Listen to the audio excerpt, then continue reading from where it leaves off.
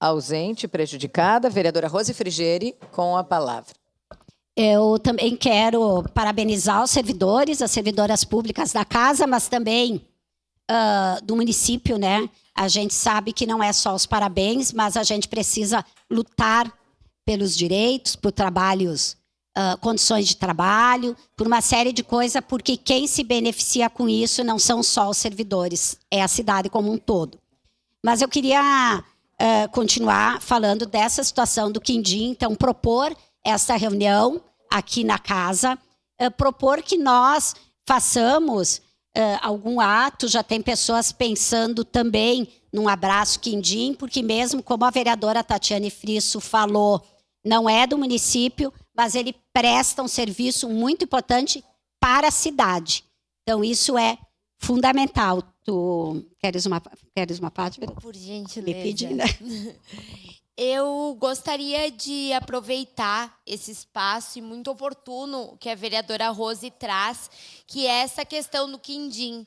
Quem já teve a oportunidade de estar lá, principalmente acompanhado do olhar de uma criança, consegue ver a magia, a grandiosidade que aquele espaço tem na nossa cidade, a riqueza cultural, a riqueza dos valores que ali são passados, as crianças brincando, interagindo com assuntos importantes da nossa cidade. A gente, inclusive, está no mês onde a gente fala da diabetes tipo 1, e ano passado foi realizado um evento lindo, grandioso, no Instituto Quindim, o que demonstra que esse instituto é importante para o incentivo da leitura, da escrita, das nossas crianças e adolescentes, mas também muito importante e relevante para a nossa cidade, em temas que são essenciais para a gente discutir, para a gente construir.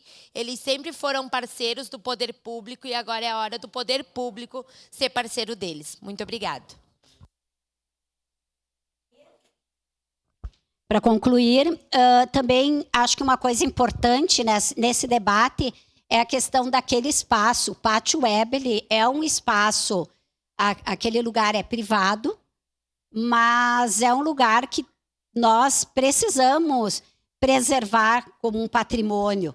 Então, é um espaço importante para esse tipo de atividade cultural, enfim.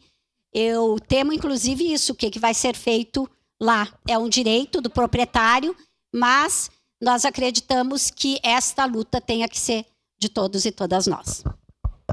Obrigado, vereador.